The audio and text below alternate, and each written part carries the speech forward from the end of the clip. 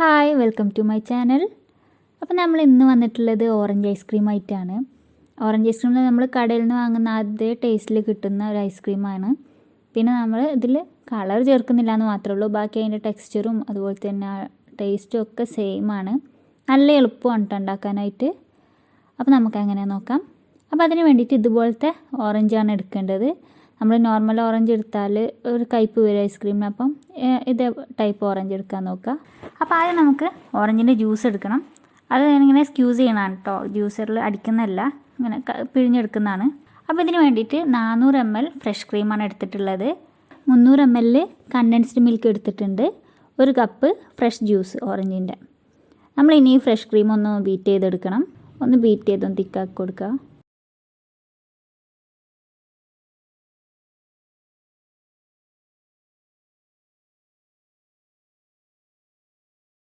ഇനി ഇതിലേക്ക് condensed milk ചേർത്തിട്ട് ഒന്നുകൂടി ഒന്ന് ബീറ്റ് ചെയ്യുക.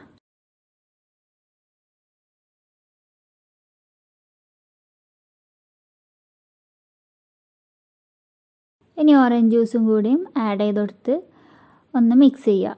നമുക്ക് വേണമെങ്കിൽ ഓറഞ്ച് ഫുഡ് കളർ ആഡ് ചെയ്യാം കേട്ടോ. ഞാനത് ചെയ്തിട്ടില്ല. അങ്ങനെ ആകുമ്പോൾ നമുക്ക് നല്ല കറക്റ്റ് കളർ കിട്ടും. ഇനി ഇതുപോലെ ഒരു കണ്ടെയ്നറിൽ നമുക്കിത് ഫ്രീസ് ചെയ്യാൻ വെക്കാം. നല്ല എയർ ടൈറ്റ് കണ്ടെയ്നർ ആവണം. ഞാൻ ഇതുപോലെ ഐസ്ക്രീം ബോക്സ് ആണ് കേട്ടോ എടുത്തിട്ടുള്ളത്. അപ്പോൾ ഇതിലേക്ക് ഒഴിച്ച് വെച്ചിട്ട് നമുക്കിത് ക്ലോസ് ചെയ്തിട്ട് ഫ്രീസറിൽ ഒരു 8 മണിക്കൂറെങ്കിലും വെക്കണം. അപ്പം ഇത് 8 മണിക്കൂർ ഫ്രീസ് ചെയ്യാൻ വെക്കുക.